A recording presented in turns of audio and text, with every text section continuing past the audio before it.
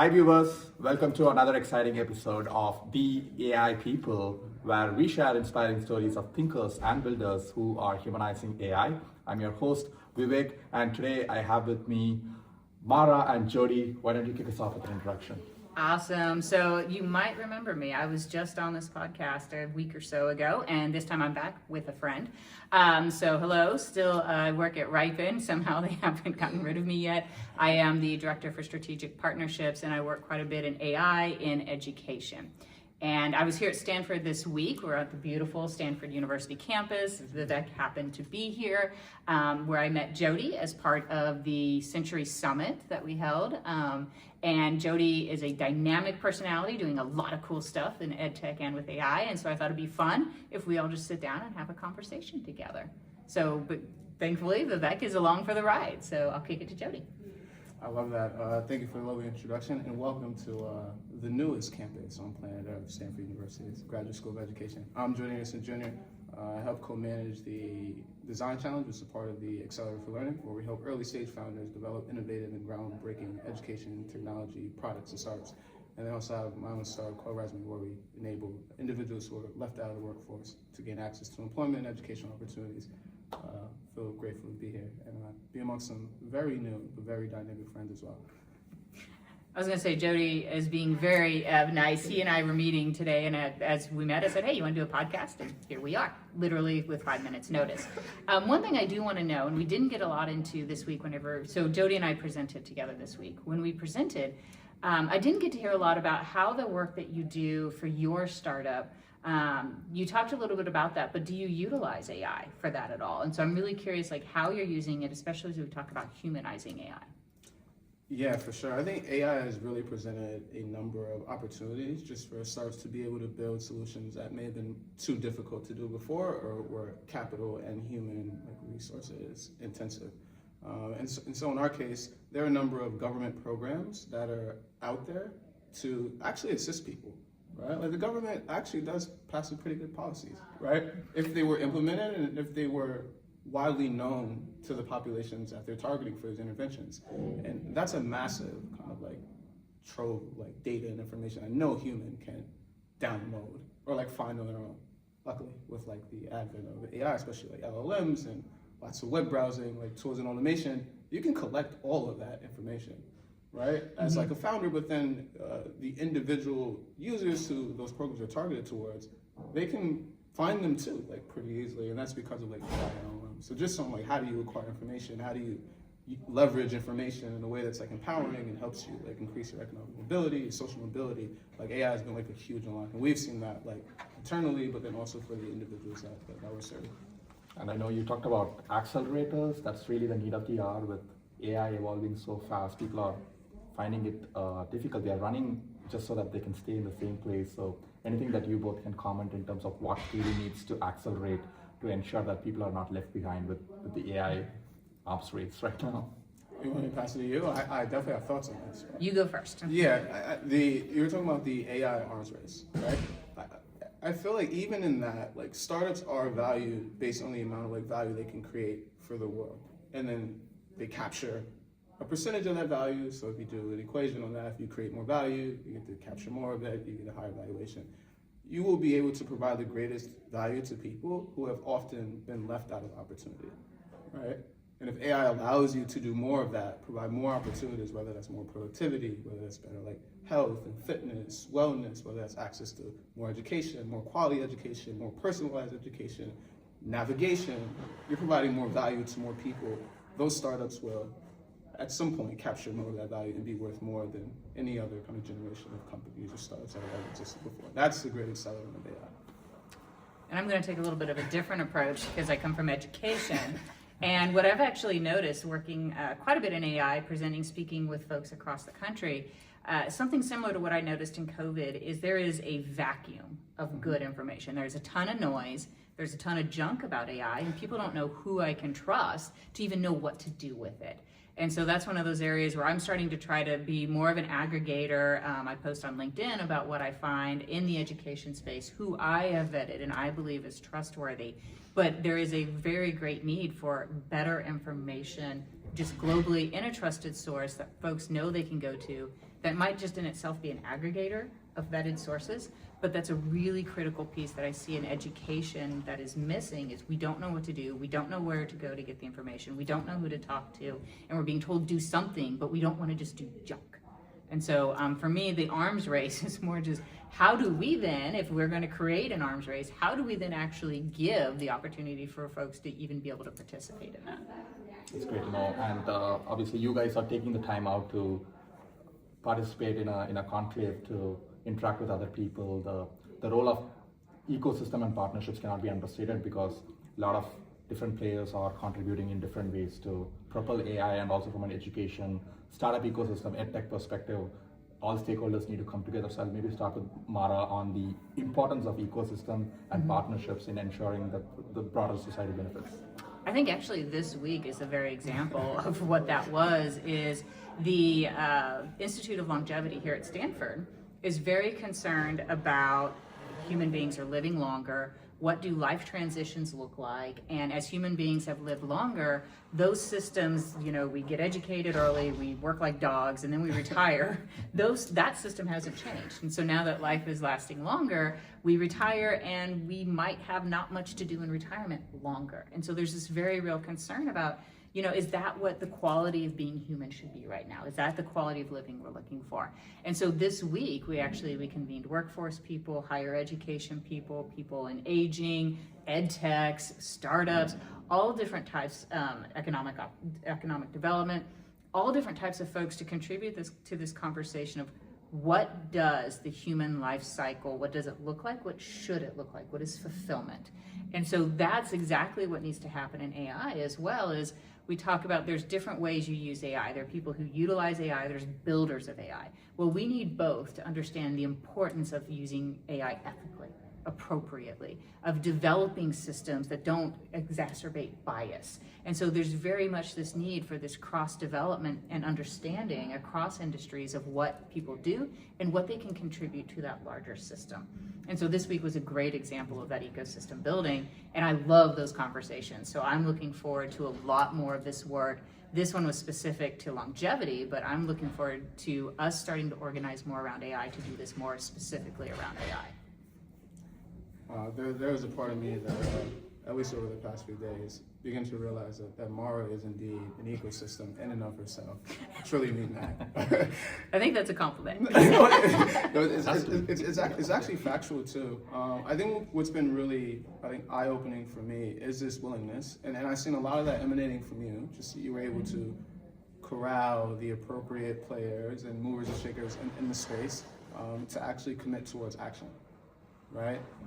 When you think of all the advancements in technology, think of especially on Stanford's campus, you think of NVIDIA, there's a building over there, tons of alumni. You think of a lot of the advancements in AI that came out of Faith Lee's lab. Think about Human Center for Artificial Intelligence right here. A ton of the early engineering work for Claude, that comes out of this school, and a number of startups that have shaped how people live their life. And most of those are consumer commercial applications. That's what they're being leveraged for.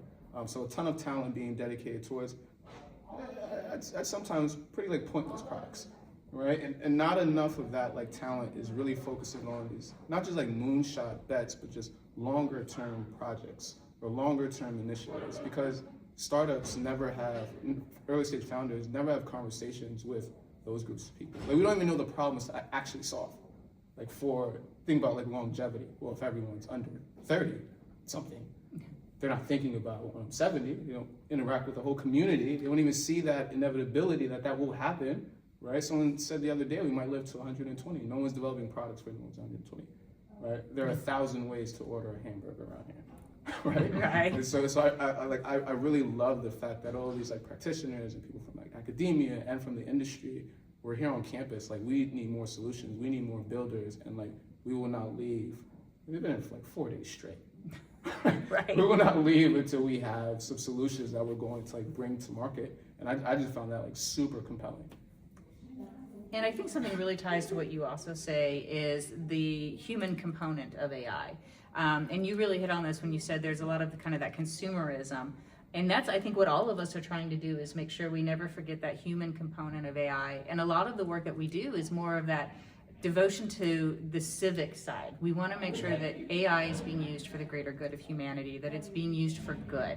And how do we make sure that we are part of I'm not the person who's going to be able to develop that technology, but how do I make sure I'm at the table to find the people who do have that and then help get them connected, so we're doing it collectively and well informed, and we're not trying to do it in 50 gazillion silos that are wasting precious resources that none of us have right now.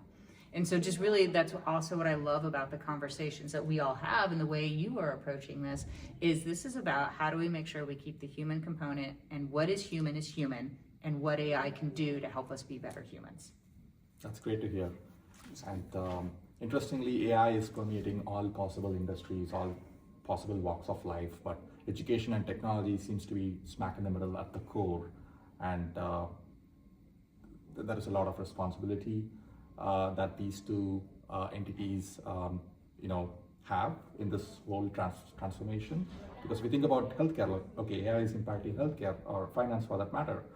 At the end of the day, the question is how do I get enabled, how do I get educated, and how do I apply technology? So you both represent these two vital components of the society, education and technology. I would like to hear your thoughts on how you're leading the charge, taking the responsibility to make sure that everyone sees the value in AI. Yeah, I think from my perspective, I think it's really getting people who are natural builders and innovators, whether it's designers, and I think we over-index on computer scientists and software engineers. Same here, so definitely guilty of that. But getting them to build more products that have an impact on society, like for the long term, right? I think we have, and I mentioned this earlier, we have a plethora of bunch of commercial applications that don't really improve someone's quality of life. They're usually for convenience or entertainment. And I think the reason why we've gotten to this state of affairs in the first place with all this innovation and advancements in society is because like education and meaningfully improving people's lives was always a part of the equation, right? And so I think it is on like the next few cohorts and generations of like scientists and designers and computer scientists to actually develop those products, but it takes a bunch of us. Right? Like if there are, thousands of companies that have defined, our lives previously, then like the next couple thousand companies will come from like founders, but what kind of products are they creating? I think they're going to increasingly become more directed towards improving society instead of entertaining us, making things more convenient.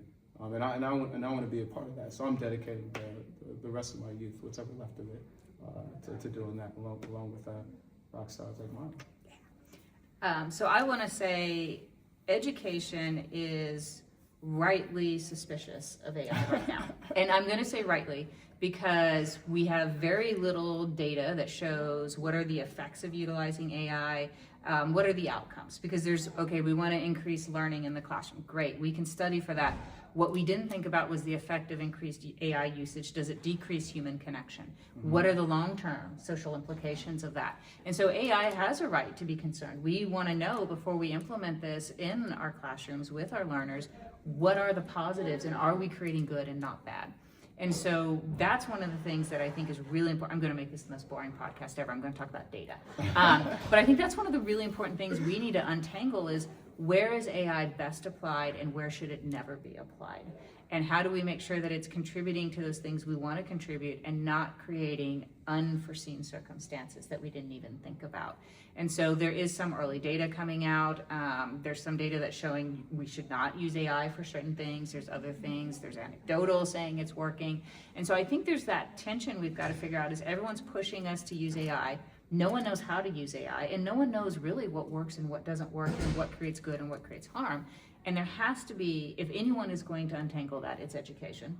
We know they're going to untangle that. This is what we do best. But we need the time and space to make sure that what we're doing is not hurting individuals. And so going back to that arms race, there's the arms race, everyone has to use it. How do we get people to buy into it? I think we need to show with evidence, proof, that it is working in the positive ways we want it to. That's great. And obviously, while you are leading the charge today, you have a line of sight into what to expect in the next 1 or 2 years. We cannot even think about 3 to 5 years anymore. I was at the Developer Week conference and someone said seismic changes are happening by the hour, not by the day. So his frame of reference is in the hour, in the day, less than 24 hours. And Jensen Huang, I was listening to one of his videos. He said the people who are really smart are the ones who can see the corners before everyone else sees. I'm pretty sure you guys are also thinking about the future, like what's out there from an education standpoint, from a technology standpoint. So I would like to hear your thoughts on what your point of view is for what we can expect in the next 1 to 2 years, specifically pertaining to your industry domain. I think any of these like sagacious individuals who can predict the future, I think they're going to be out of a job very soon. So seeing 1 or 2 years into the future is really bold. I think we can see maybe like a few months ahead, right? And I'm not going to say that I'm bullish on AI, but here's what I do know about the speed of development and innovation. Like human ingenuity is just being accelerated. The ideas that people have in their minds about how can I improve the world, or even selfishly, how can I improve my own life and the people around me that I care about. The time from idea in your mind to seeing a manifestation of that can be shared with the people you care about is nearly instantaneous, right? And now there are more people participating in the arena of not just ideas, but an actual innovation that can be shared and influence the people around them. And so we're talking billions of people very soon are going to be participating. I think academia historically has dominated that space of like creating things. What does it mean to create knowledge and have it be contributed and seen as credible? But I think like the crowds and like the rest of humanity are going to be participating in that en masse, multiple times a day. It won't take you 10 years to get the degree and then be inducted into the pantheon. It's like, I've had 30 ideas today, I've put 31 of them out into the world, and the world has responded, and that has inspired other individuals to create, and that's going to be the new form of knowledge, the new form of products. And so 2 months we'll be having a much different conversation than the one we're having now, even in the NVIDIA building down the street. I'm going to say that since there have probably been at least 2 major technological advancements in AI since we sat down on this podcast, that's a very hard thing to answer. But what I am seeing happening in education right now is it's at very different multiple levels. So one, we see discussion around states of how do we make sure that our state residents are qualified to be able to not just use AI, but know when to use AI, build AI. So I'm seeing a lot more collective action around how do we integrate AI into programs, or how do we create AI programs. And so that's what you're seeing happening at that larger level. There have also been a couple of federal executive orders that have come out around making sure that we provide resources for there to be AI development. Then at the institutional level, we're seeing schools try to figure out AI policies. What's the safe way to use it? How does it integrate with technology? Who oversees it? What is allowable to use? What is not? How do we want students to interact with it? And then even in the classrooms, and again, there's no one way. Again, as I think I said in the last podcast, it is a wild west out there. It still is. And so part of what I do is I share, here's what I see other schools or best practices, but there is no one set way to do this. And then at the classroom level, what we're seeing is really because there's very little guidance. Some cases, schools haven't developed policies yet, but faculty and teachers are being told, use AI. You see all different types of utilization in the classroom. And that could be, we are building agents that are able to individualize learning for each student's needs, and that works well in that classroom. It could be I'm having my students argue with AI about why it's wrong, and then they're sending me that entire conversation. So then I can start to see exactly where the students are thinking from and how they're applying what we know is critically important in education, and those are those liberal arts values, the ability to critically think. How can I rip apart what AI is doing and be able to make something better from that? And so it's all kinds of different things. It's going to move in 50 gazillion directions over the next several months, especially as we don't have set standards right now, and I don't know that we should, but we're going to see a lot, and there's going to be a lot of junk, and there's going to be a lot of good stuff, and we're going to learn along the way, and we're going to keep getting better. Did you want to add something? Yeah, I think the only thing I would add, just building on that point, so I have to excuse me for anything controversial I say in I don't know, Jody, actually. I do think that the next wave of innovation is going to be driven by the crowds and the masses. Like, there will be no gatekeepers. There won't be any of that, even as like policy gets implemented, right? You can think of it in an educational context.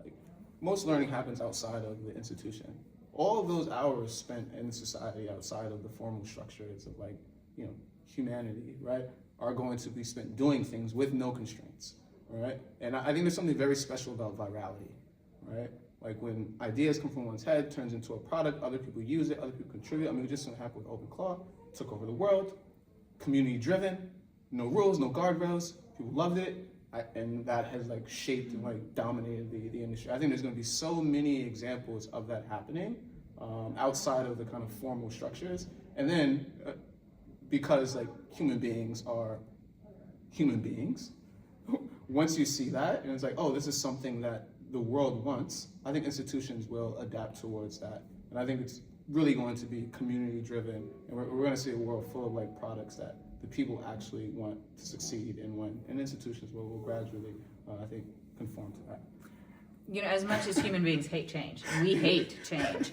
we also are always restless. Yeah. We are not content to sit at the status quo, and we see that. So as much as we say we hate change, we're actually the most adaptable creature on this planet, and we will continue to adapt. And so we will continue to see this push. No matter what we say, what we fear, it is going to continue growing. That's great. Any final thoughts? What would be the key takeaway?